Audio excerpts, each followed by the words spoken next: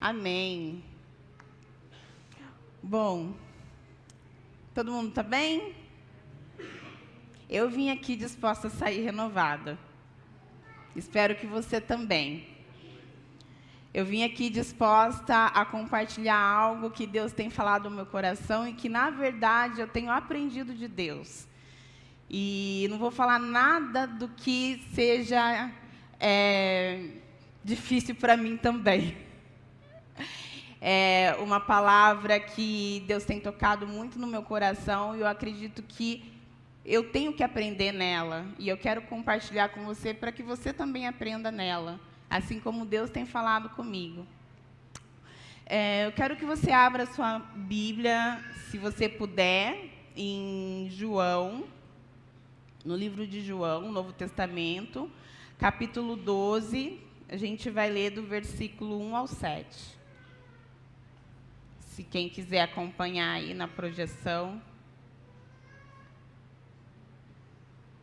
O tema de hoje é o prejuízo do pecado. Repete comigo. Você sabia que ele nos traz prejuízo? É lógico, né? A gente está aqui e a gente está querendo ouvir sobre a palavra de Deus, e a gente sabe que muitas vezes o pecado ele está no meio do nosso relacionamento com Deus. Então, nesse texto, eu quero que você preste atenção nele e que você consiga, já na hora que você for lendo, extraindo algumas coisas que você achar interessante. E a gente vai conversar. Todo mundo conseguiu? 6 dias antes da Páscoa, Jesus chegou a Betânia, onde vivia Lázaro, a quem ressuscitara dos mortos. Ali, prepararam um jantar para Jesus. Marta servia, enquanto Lázaro estava à mesa com ele. Então, Maria pegou um frasco de perfume puro, que era um perfume caro, e derramou sobre os pés de Jesus, e o enxugou com os seus cabelos. E a casa encheu-se com a fragrância do perfume. Mas um de seus discípulos, Judas Iscariotes, que mais tarde iria traí-lo, fez uma objeção. Por que este perfume não foi vendido e o dinheiro dado aos pobres? Seriam 300 denários. Ele não falou isso por se interessar pelos pobres, mas porque ele era um ladrão. Sendo responsável pela bolsa de dinheiro, costumava tirar o que nela era colocado. Respondeu Jesus: deixa em paz, que o guarde para o dia do meu sepultamento.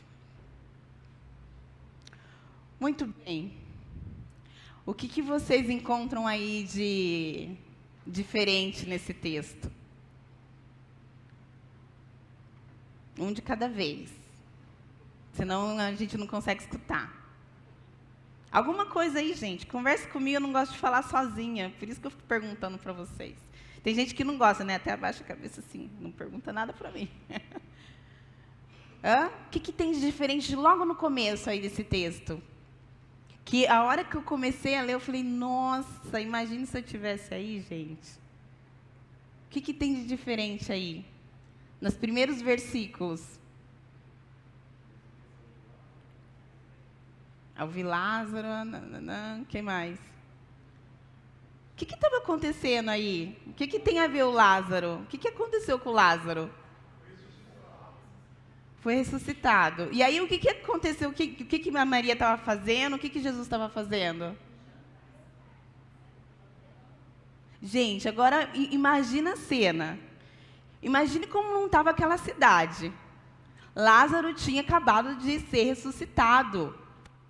Jesus voltou lá e foi jantar com os amigos, porque eles eram muito amigos. Maria fazendo um jantar. Imagina lá Jesus sentado e Lázaro lá junto, ressuscitado, ali, jantando. Gente, que ambiente é esse, hein? Já pensou? se a gente estivesse junto com Jesus, no momento em que ele estava na terra, e esse ambiente? Imagine a vida dos discípulos, gente, olhando tudo que Jesus fazia com o mestre. Eu imagino que aquela época tenha sido bem, como que eu posso dizer, empolgante, né? Bem diferente. E eu fico imaginando essa questão do Lázaro ali jantando, e Jesus jantando, Maria jantando. E aí, de repente, a gente tem duas pessoas nesse contexto que andam com Jesus. Maria anda com Jesus, concorda? Estava ali fazendo jantar. Estava um grupo ali de pessoas que se conheciam e que tinham um propósito. E que estavam experimentando da palavra de Deus, que estavam experimentando o que é esse reino que Jesus falava. Enfim, todo mundo ali junto, num mesmo ambiente. E além de Maria, a gente tinha Judas. Que, vamos pensar que a gente já sabe no final da história, né? O que Judas fez. O que o Judas fez? Ele traiu Jesus, né? A gente lê, mas a gente já lê com essa, como eu posso dizer, com esse julgamento, né? Judas, porque o Judas foi Judas, né? A gente já lê meio com um julgamento, mas vamos pensar que nesse momento em que estava o jantar e Maria foi lá, derrubou o perfume espontânea, no momento de adoração. Vamos pensar que nós fôssemos o Judas. A gente, sem saber o que iria acontecer. Ele fez uma questão ali. O que ele falou? Olha, você vai quebrar, né, esse perfume, ele é caro. Por que esse perfume foi dado aos pobres? Então, ele faz um questionamento que, eu pensando, se eu fosse ali, estivesse ali, não sabendo o que ia acontecer da traição, porque depois no texto é dito, né, olha, ele fez isso com um coração diferente, porque ele tinha no coração outras questões e que ele já estava num costume ali de pegar o dinheiro do grupo ali e fazer um caixa dois. Mas se a gente não soubesse disso, o questionamento dele não foi tão problemático assim. Eu não achei. Alguém achou? Sem saber o Judas, gente. Sem julgar. Ele fez uma questão que parece fazer sentido. Não é verdade? Eu estou pensando sozinha. Então, nesse texto, o que me chama a atenção é que Judas, ele está comprometido com aquele grupo que estava andando. Por quê? Porque, por mais que ele estivesse ali, dando até opiniões que parecem interessantes e importantes, o coração dele já estava comprometido com outras questões, que não era o reino, que não era Jesus. Concordam comigo? Então, quando eu li esse texto, eu comecei a pensar muito sobre a questão do pecado e o que ele significa para a gente. Além do conhecimento que a gente tem de que Jesus veio para nos salvar e para nos libertar do pecado. Mas, além disso, eu comecei a pensar o quanto ali Judas já estava comprometido com o pecado. E naquele momento e naquela situação. Estando ali, aparentemente tudo bem, fazendo questões, colocando questões que aparentemente pareciam importantes, mas que, diferente de Maria, o coração dele estava em outro lugar. Maria não, Maria foi muito espontânea. Maria estava, a impressão que eu tenho é que ela estava totalmente entregue ali. Não é verdade? Ela até foi julgada, né? pelo seu comportamento. Mas não é nem isso que eu queria falar. A questão é que a gente tem Maria aqui e Judas aqui, no mesmo momento. E a única pessoa quem vê o coração ali naquele momento é Jesus. Mas quem está junto ali consegue ter a percepção. De repente, muitos concordaram com Judas, no momento que ele falou que poderia ser feito, tido uma outra aplicação para aquele dinheiro, para aquele perfume. Então, o primeiro ponto que eu gostaria de trazer para a gente pensar, e eu preparei 4 pontos para a gente discutir. O primeiro ponto é: onde está o seu coração, ali está a sua prioridade. Maria e Judas estavam do mesmo lado.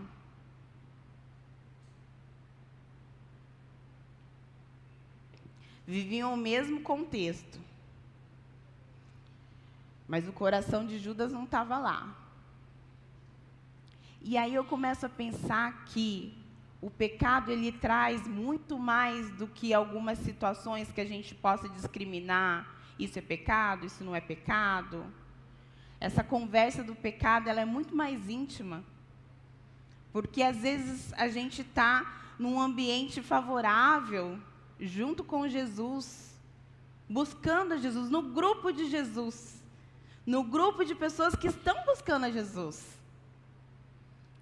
Mas às vezes o nosso coração está comprometido com outras situações que não é o reino de Deus. Entendem? E não é algo que alguém possa falar para você. Muitas vezes não é algo visível, externo, palpável.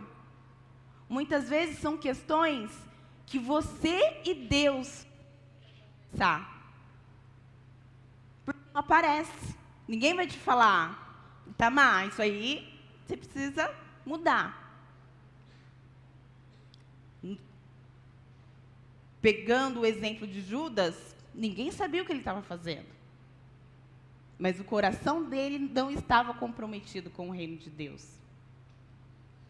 Então, às vezes, o pecado, o que é pecado, o que não é pecado, acaba sendo muito sutil. E, às vezes, essa percepção é muito mais numa oração em dizer: Senhor, o que tem sido a minha prioridade? O que tem ocupado o meu coração? Porque às vezes as coisas ocupam o nosso coração, e não é porque a gente acredita que aquilo seja extremamente importante. Visivelmente, às vezes não é tão importante assim. Mas aí algumas coisas acontecem na nossa vida que podem nos dar sinais de como aquilo pode estar sendo importante. Exemplo: às vezes a gente está numa situação que pode ser profissional, pode ser familiar, situações que nos acontecem, que obviamente nós somos humanos e às vezes a gente sai do eixo, né? E aquilo acaba nos abalando, mas situações que roubam totalmente o nosso norte, que faz com que a gente não consiga pensar na palavra, andar na palavra e continuar caminhando na palavra. Muitas vezes, o nosso tesouro e a nossa prioridade está nesse problema que está arrastando a gente. Entende? Não porque eu estou menosprezando o problema. Tem muitas situações muito difíceis mesmo. Difíceis que a gente precisa de ajuda psicológica, ajuda das pessoas. Mas a gente precisa fazer essa autoavaliação. Será que esse problema, essa questão, ou essa situação maravilhosa que está me acontecendo, será que o meu coração não está preso nisso daí? A ponto do reino de Deus ficar em segundo plano na minha vida? É uma pergunta que eu fiz para mim, por diferentes situações que eu passei. E eu fiquei surpresa de ver algumas coisas na minha vida que eu falei: Senhor, será que eu estou colocando isso em primeiro lugar? Por que eu estou sofrendo tanto com isso? E eu fiquei preocupada. Por quê? Porque eu quero estar com Deus. Eu tenho entregue a minha vida a Deus. Eu quero a palavra. Mas se em algum momento na minha vida eu permitir que algo entre em primeiro lugar do que o meu relacionamento com Deus, isso vai me trazer prejuízo.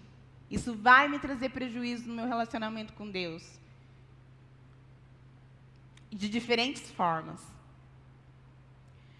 O segundo ponto que eu queria trazer para a gente pensar é que o pecado é muito mais que não seguir regras. E, obviamente, que os pontos têm as suas correlações, né? Mas, às vezes, a gente fica muito condicionado com algumas regras. Que regras são essas? Comportamentos éticos que são aceitáveis. O que é isso? Ué, gente, eu faço tudo certo. Eu procuro fazer tudo certo, eu sou uma boa pessoa, eu trabalho direitinho, eu não roubo, eu sou fiel ao meu marido, sou fiel aos meus filhos, participo na igreja, eu faço tudo direito. Que pecado que é esse que você está conversando? O que é esse pecado? Às vezes a gente confunde, ou porque a gente talvez converse muito nesse alinhamento do pecado, que pode ser que o bom comportamento, ser bem comportado, é estar diante de Deus, é não ter pecado. Estão comigo ou tá estranho o que eu estou falando? Porque tem comportamentos que são aceitáveis, eticamente falando. E tem comportamentos que não são. Isso para a sociedade de uma maneira geral, né? Por exemplo, se eu não pagar meus impostos, eu sei como na sociedade eu tenho que pagar meus impostos, né? Se eu trair a confiança de uma amiga, ninguém vai, independente se a pessoa crê em Cristo ou não, todo mundo vai fazer o julgamento de que aquele comportamento não está correto. Então, o pecado, ele não é um mau comportamento ético. O pecado é tudo aquilo que está entre nós e Deus. É tudo aquilo que pode ocupar o nosso coração e não nos permitir vivenciar a palavra de Deus plenamente. Então, eu posso ser boa no meu ponto de vista, boa no ponto de vista das pessoas que relacionam comigo, e mesmo assim ter questões de pecado na minha vida que eu preciso tratar em Deus.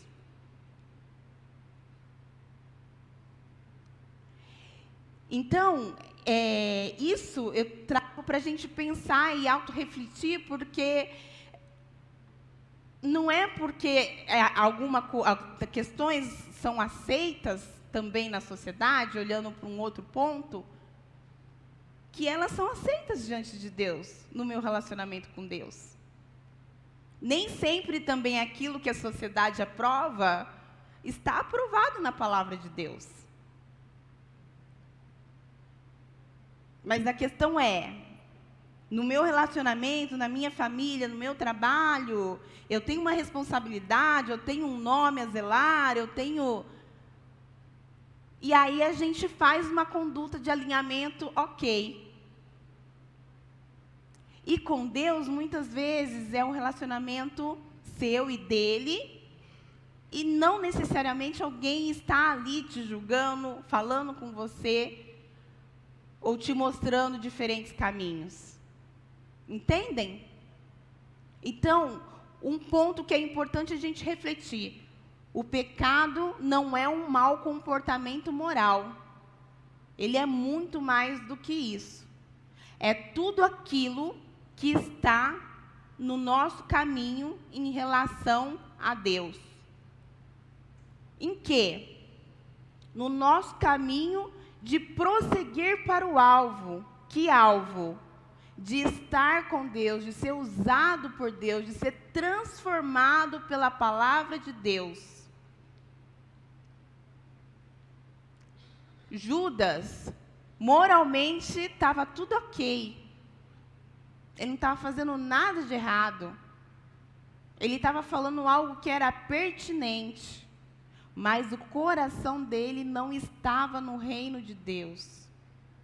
O coração dele não estava na palavra de Deus. E por que tudo isso, gente?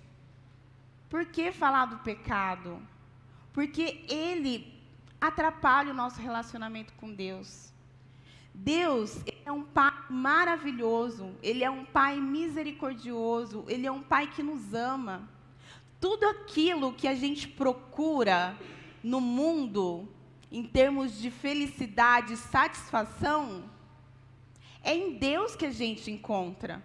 Porque só Ele que realmente pode preencher a nossa vida, em todos os aspectos, em todos.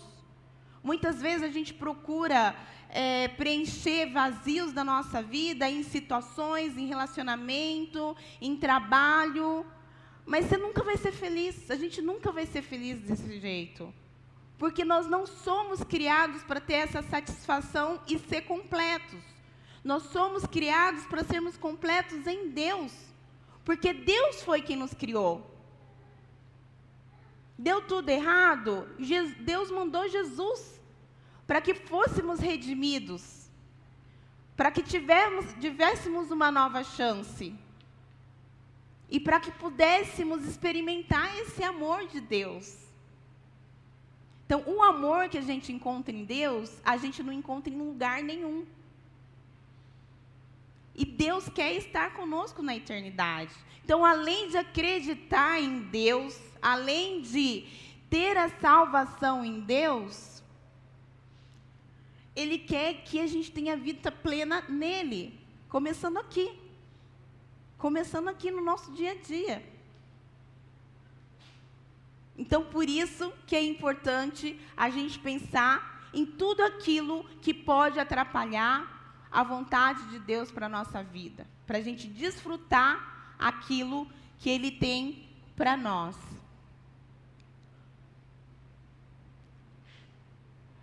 O terceiro ponto, antes do terceiro ponto, eu quero que você acompanhe comigo aí, 1 João 3,4, só para a gente deixar os textos que são importantes, né? 1 João 3,4. Todo aquele que pratica o pecado transgride a lei. De fato, o pecado é a transgressão da lei. Que lei? A palavra de Deus. Que não é uma conduta, um código moral ético. Por isso que a gente precisa ler a palavra de Deus. Mateus 1:21. Ela dará à luz um filho, e você deverá dar-lhe o nome de Jesus, porque ele salvará o seu povo dos seus pecados.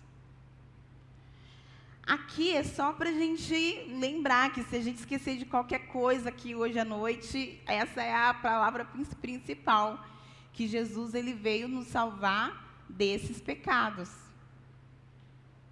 E isso é extremamente importante.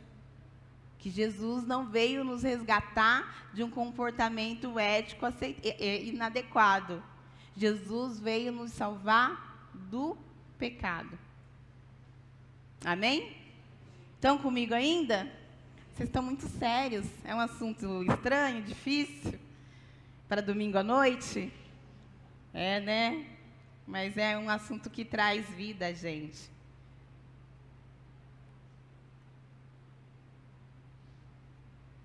O terceiro ponto, então, que eu quero trazer para a gente conversar é que o pecado, ele nos traz prejuízo.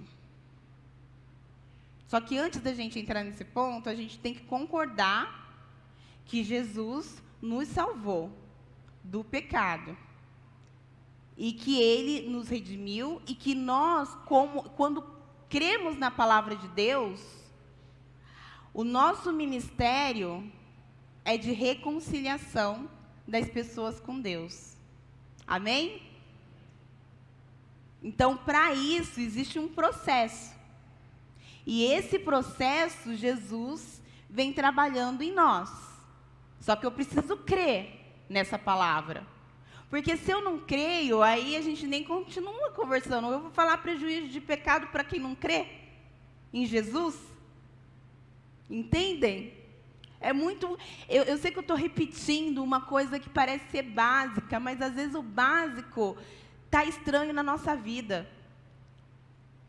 Então, ou a gente crê e a gente continua falando do prejuízo do pecado, ou para tudo por aí, porque a gente precisa crer na palavra, crer em Jesus, crer que Ele veio para nos salvar do pecado.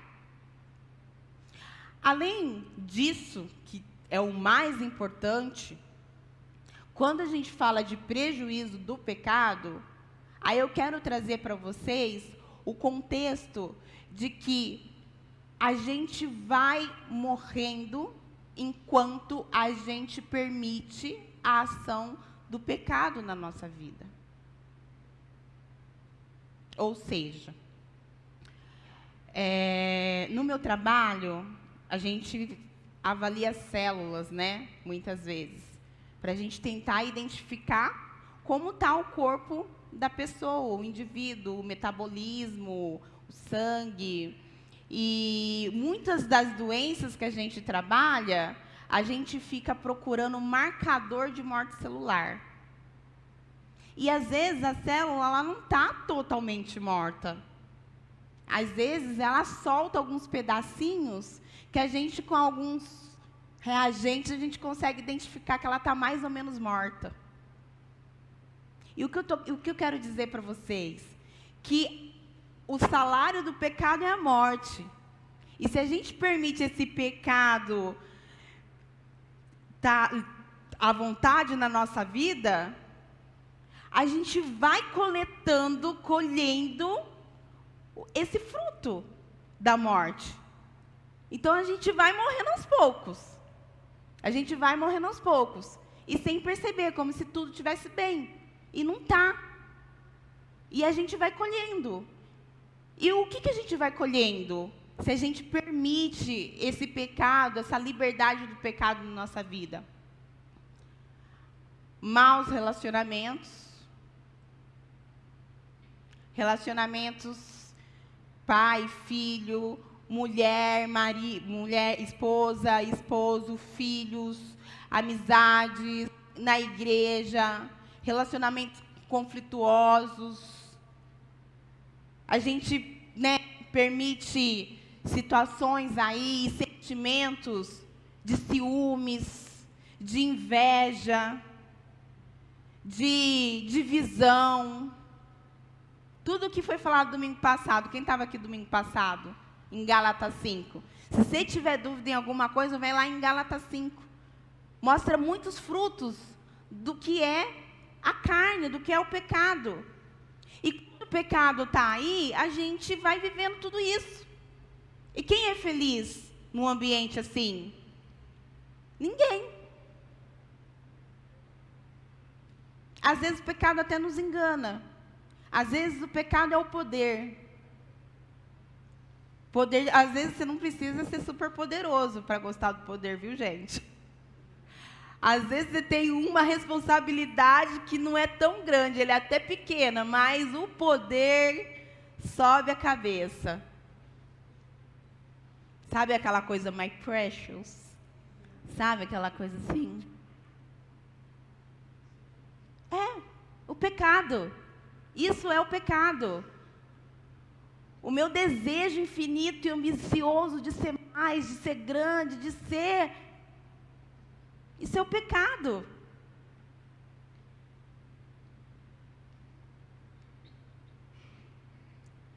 Então,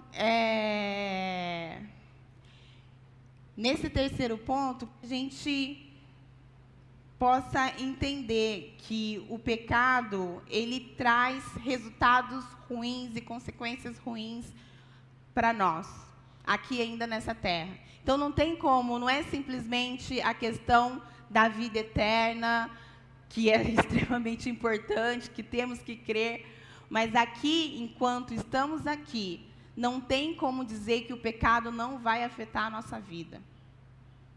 Amém? Muito bem. E o último ponto que eu quero compartilhar com vocês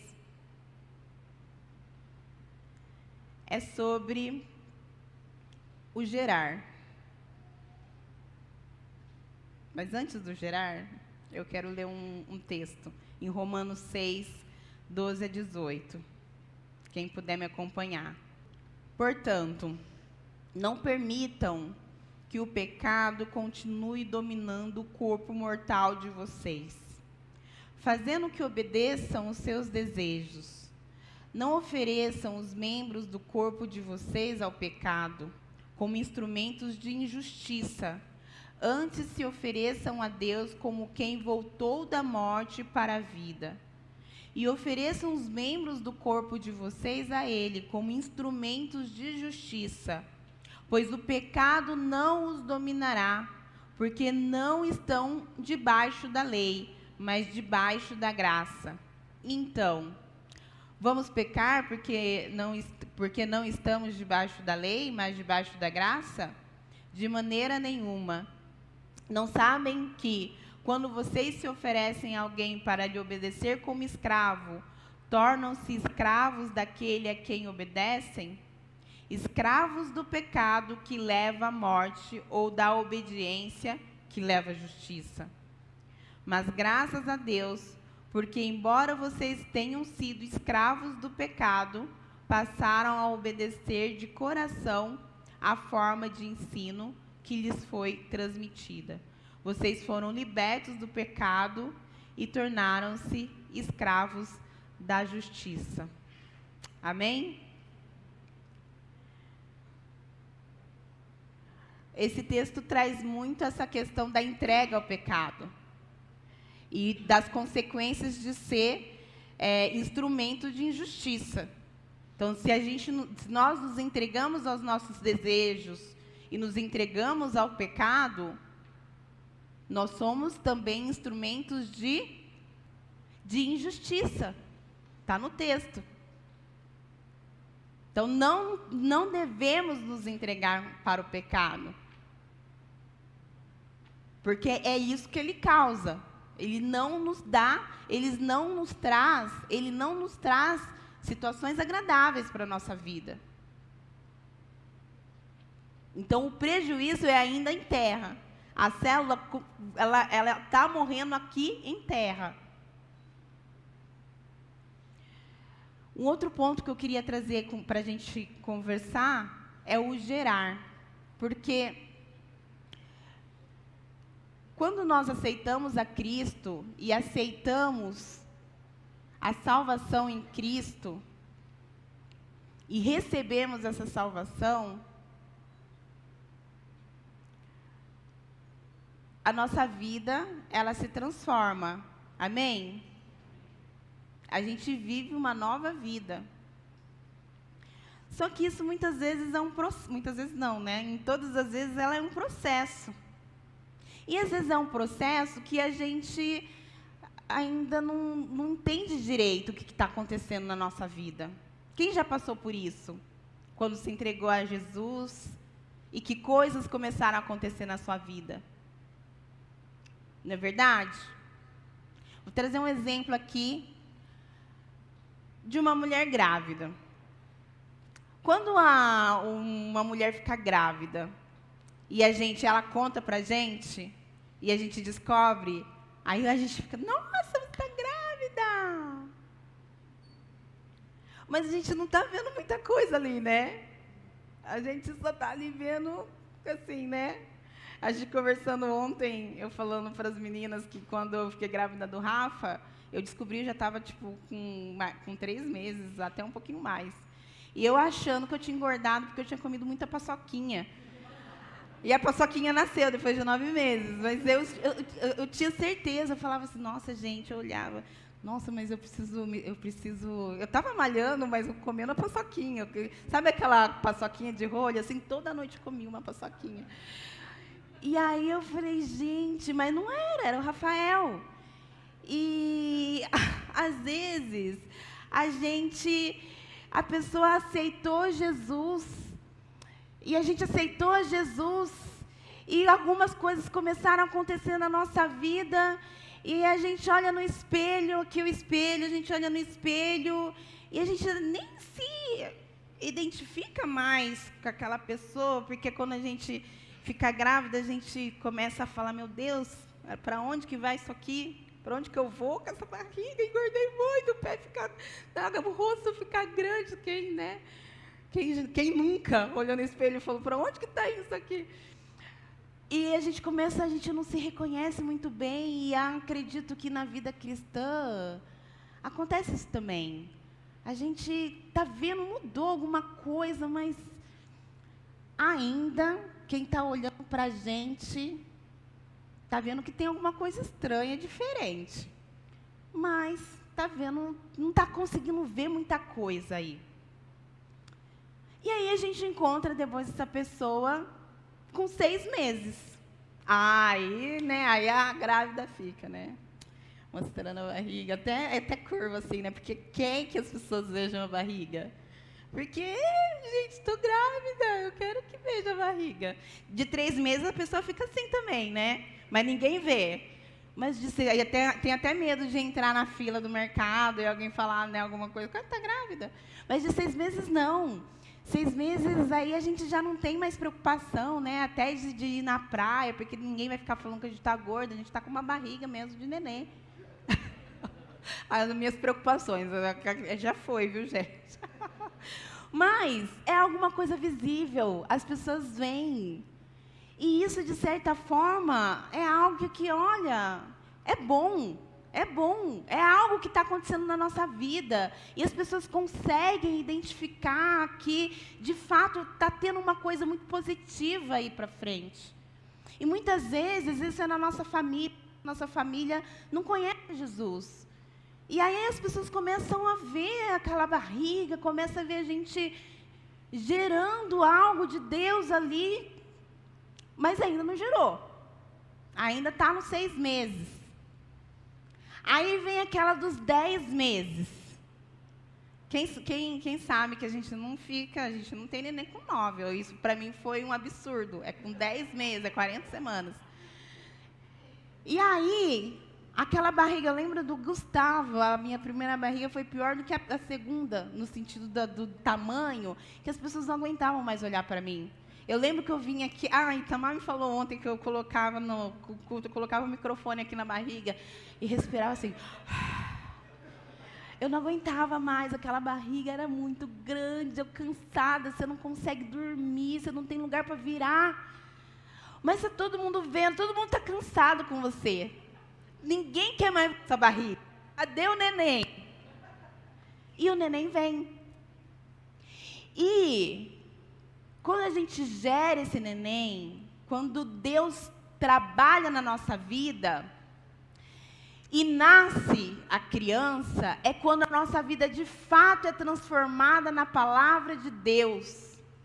E todos que estão à nossa volta vê que o nosso caráter mudou. Que a gente é outra pessoa, e que a gente tem outra fala, a gente tem um outro pensamento. Aquela pessoa sem filho não existe mais. É uma mãe, é uma pessoa que tem as criancinhas atrás, para onde vai, ela está, o fruto está atrás. Você vai para lá, está atrás, você vai para cá, está atrás. E o fruto de Cristo na nossa vida é assim. Não tem como esconder. As pessoas veem. E ele vai crescendo. Vai crescendo, vai virar adolescente, vai virar um jovem. E é isso que Deus quer fazer na nossa vida. O que devemos fazer é nos entregar ao processo do que Deus tem para fazer.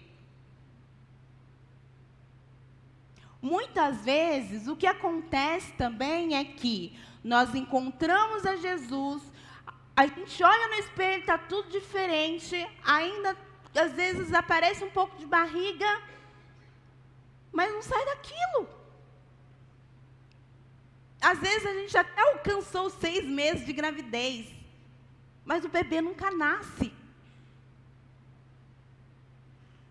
Dá para ver que existe um processo, mas essa pessoa, o fruto não sai. Entende? E por que o fruto não sai, gente? Porque muitas vezes a gente está com Deus, falando de Deus, conversando com Deus, mas o pecado ainda está na nossa vida, nos atrapalhando a conquistar o reino de Deus, ainda em terra. E o que Deus quer fazer conosco é que a gente vivencie o fruto de Deus, a transformação do 100% na palavra de Deus. Isso não é utopia. Tudo bem a gente estar de 6 meses, 7 meses, 8 meses, mas o importante é que essa criança precisa nascer. E se a gente não olhar aquilo que está dentro do nosso coração, a gente impede o agir de Deus na nossa vida e de experimentar aquilo que Deus quer para nós. Porque veja, por muito tempo, e não faz muito tempo, eu coloquei o reino de Deus não como algo racional, que eu tivesse esse entendimento, mas eu coloquei o reino de Deus como segundo plano na minha vida. Por muito tempo. Porque vir à igreja e mesmo participar da igreja e servir, mesmo assim, a gente pode ter o reino de Deus como segundo plano na nossa vida. Entendem, gente? É muito simples isso. Uma vez ouvi uma palavra sobre preguiça e que me assustou muito. Eu falei, Senhor, que horror. Sabe aquela palavra que fala, que horror, gente? Que é aquela palavra que penetrou e que você não quer aceitar? Meu Deus, será que é isso mesmo? Ai, que exagero. Mas aí, essa pessoa começou a falar sobre a palavra, sobre a preguiça, mas o contexto que essa pessoa trouxe foi assim, olha, hoje em dia, sabe o que falam da preguiça? Sabe o que nome que dão para preguiça? Desculpa. Então, às vezes, a gente tem coisas para fazer no reino de Deus. Aí o reino de Deus é complexo, né, gente? Não é só aqui na igreja, mas aqui na igreja também faz parte, porque participar de uma comunidade, estar disponível e fazer as coisas acontecerem também faz parte do reino de Deus. Ser cristã em qualquer ambiente, perfil social que eu viva, também faz parte do reino de Deus. Mas aí ele começou a falar aqui, de trabalho, né? Aí ele falou assim, olha, porque todo mundo tem uma desculpa para dar quando tem alguma coisa para fazer. Às vezes, né? Vamos dar o exemplo da igreja. Ou de estar com uma pessoa que precisa dividir, compartilhar a vida, e você poderia estar ali compartilhando a sua vida com a pessoa, mas você não tem tempo, né? Então, isso é não ter tempo é do ponto de vista dele, mas que depois eu pensei, para mim, fez sentido, tem a ver com a preguiça também. Porque com a preguiça eu não vou falar, Miriam, eu não vou fazer aquilo não, porque eu estou com preguiça de fazer, porque eu tenho tanta coisa para fazer, eu tenho filho, tenho marido, tenho trabalho, Aí eu começo a dar desculpa, que não é uma desculpa ruim, eu trabalho mesmo, tenho um monte de coisa, tem que viajar, tem que fazer não sei o quê. Mas aí ele falou assim, olha, então você precisa organizar a sua vida, porque se o seu trabalho não te permite assumir nada, não ajudar ninguém, então tem alguma coisa errada. Porque daí o que está em prioridade para você? Então vai lá, ajusta o seu trabalho, ajusta a sua agenda e vai trabalhar, vai servir o reino. E aquilo me chamou a atenção, porque eu falei, gente, eu nunca pensei desse jeito, né? Por quê? Porque pode ser que o reino de Deus estava na segunda ordem. Se der tempo, eu faço. Entende? Estão comigo ainda? Né? Então é isso que eu quero trazer para a nossa meditação de hoje. O pecado nem sempre ele é uma regra que está lá estampada. Faça isso, não faça isso. Nunca se esqueçam, o pecado não é uma conduta moral. O pecado é aquilo que interrompe a nossa relação com Deus. É o que tira a gente da presença de Deus. Então, tudo aquilo que impede a ação de Deus na nossa vida, no nosso caminhar, a gente pode nomear como pecado. Porque a gente está transgredindo muitas coisas do que Deus coloca para a gente. Se a gente for lá nos 10 mandamentos, ai, Silmara, falar de 10 mandamentos agora no século XXI, como assim? Não terá outros deuses. E aonde que está o nosso coração? Às vezes o Deus não é lógico, né? Não é uma escultura. Mas às vezes é o meu marido. Às vezes é o meu trabalho. Às vezes é o meu filho. E para finalizar, eu quero falar uma coisa que aconteceu comigo, para ver se eu consigo exemplificar de uma outra forma, para a gente finalizar aqui. Eu tinha um sonho que nem eu sabia que eu tinha esse sonho, mas eu tinha, e depois eu percebi que ele era muito grande. E um desejo, talvez, muito grande. Eu tinha muita vontade de ser mãe, muita vontade de ter uma família. E quando eu casei, eu não pensava nisso, não. Eu queria mais trabalhar mesmo e curtir a vida, porque eu casei nova. E aí eu queria viajar e queria, né? E aí, depois, quando eu comecei a pensar em ter filho, nada acontecia. E aí aquilo começou a me preocupar, até que chegou o momento que eu comecei a me envolver em outras coisas, né? Porque às vezes a gente não faz essa autoavaliação, mas naquele momento eu não entendia, mas depois eu entendi. Nossa, eu estava comprometida com tanta coisa e eu não conseguia nem pensar muito. Eu só orava para Deus que eu queria muito, mas não acontecia, e orava, né? E pedia também na célula, né, Yara? A Yara acompanhou na célula, foi muito importante nesse momento da minha vida, porque a gente orava muito, assim, nesse sentido. Todo mundo sabia o que o outro precisava, né? E orando lá e tal. E aí eu comecei a orar, né? Porque antes da oração, você meio que não fala muito, aí você vê que o negócio é impossível, aí você começa a orar. E aí, na minha cabeça, o 1 mais 1 não virava 2. O que era o 1 mais 1? Senhor, eu sempre fui fiel ao Senhor, me dediquei à Tua palavra, né? Fiz aquilo que é importante aos olhos do Senhor, né? Casei, e não estou pedindo nada demais, eu estou pedindo uma coisa que é simples. É uma coisa que está na Tua palavra, e como que eu não fico grávida? Na minha cabeça começou a ficar aquela coisa assim, aquele nó. E Deus... Obviamente que há muitas pessoas que não conseguem engravidar, tem N problemas, N questões naturais. Mas, no meu entendimento, o meu Deus era o Deus impossível. Eu já estava orando há muito tempo e nada acontecia. Até eu lembro que eu não falava isso com muitas pessoas, não, né? Até falei com a Gabi ontem, dei meu testemunho para a Gabi ontem lá no seminário, ela, Gabi, nossa, mas você nunca me falou isso. Eu falei, nem sabia que eu nunca falei, mas enfim, é isso que me aconteceu. E quando uma das questões que eu coloquei diante de Deus foi isso: olha, Senhor, eu fiz o 1 mais 1 são 2, eu fiz tudo o que devia fazer. Sabe, igual aquele jovem rico que falou, Senhor, eu faço isso, e Jesus falou, volta lá, vende todas as suas coisas e me segue. E aí o coração dele apertou. E eu estava nessa discussão com Deus. E até que nada acontecia, passou muito tempo, eu não vou mais orar sobre isso. Eu não vou mais orar, porque... E aí eu comecei a orar diferente, e aí acho que aquele processo de cura foi acontecendo, e eu falei, Senhor, quer saber de uma coisa?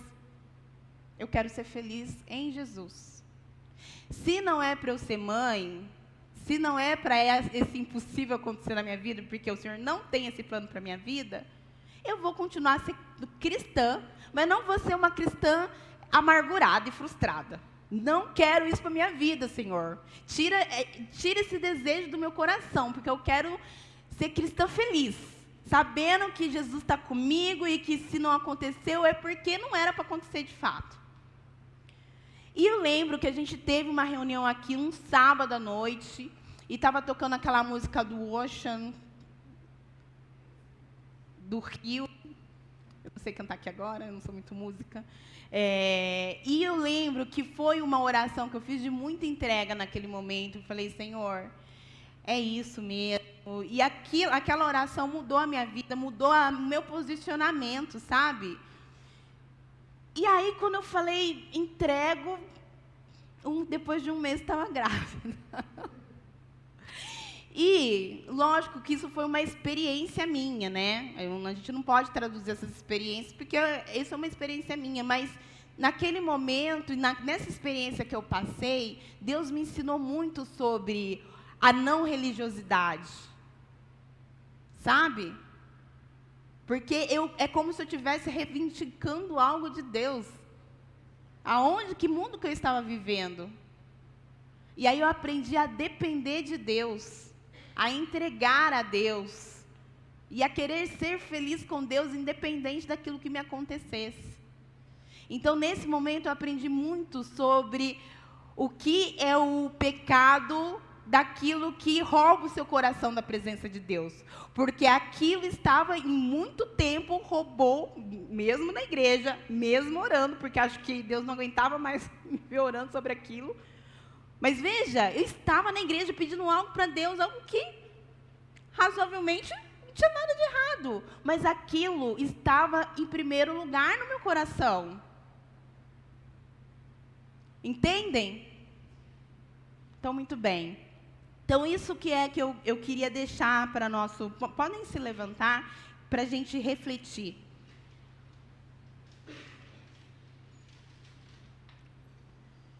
Não deixemos nada roubar o nosso relacionamento com Deus. Hoje eu ainda sou uma pessoa que quero muitas coisas. Na vida profissional, na minha vida familiar. Muitas coisas. Eu posso dizer que eu sou uma pessoa sonhadora. Eu quero mesmo. Não tenho vergonha de falar. Quero mesmo. Um monte de coisa que eu ainda não fiz. Quero umas coisas impossíveis aí também. Mas uma coisa eu aprendi nesses dias. Que em todo o tempo eu tenho que tomar cuidado para que isso não venha estar no lugar do meu Deus, o meu Redentor, o meu Salvador. Ele é o meu Rei. Ele é o Rei da minha vida. Ele tem que ser o Rei da nossa vida. Não importa o que nos aconteça. É Ele que manda. Ele é o Rei.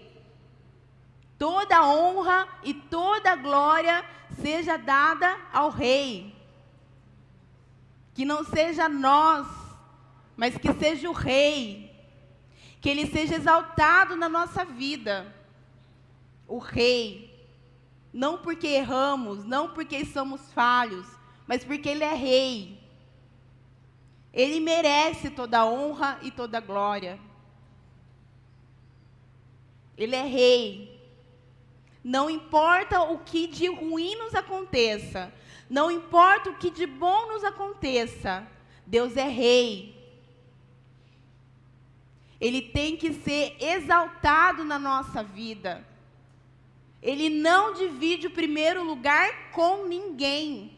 Ele é Rei. Ele é soberano. Ele não divide espaço com o pecado. Ele é Rei. Que Ele seja exaltado na nossa vida. Não divida espaços com o Rei. Ele é Rei. Ele é Senhor. Toda glória e toda honra seja dado ao Rei.